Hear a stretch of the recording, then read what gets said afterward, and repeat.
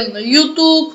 Аз съм ProGamer и днес ще играем Euro Truck Simulator двойката.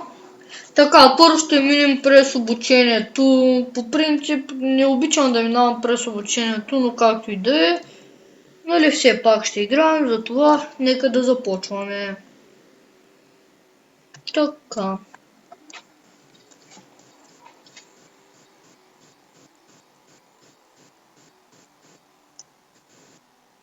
И както виждате, обучението е много близо, защото трябва да ме научиш да карам камион, но се тая. Играя на автоматик, защото нагоре обайра, ако бъркам скоростта и тръгва да буксува. И това е неприятно, хора. Както виждате, то само си ги сменям. И така.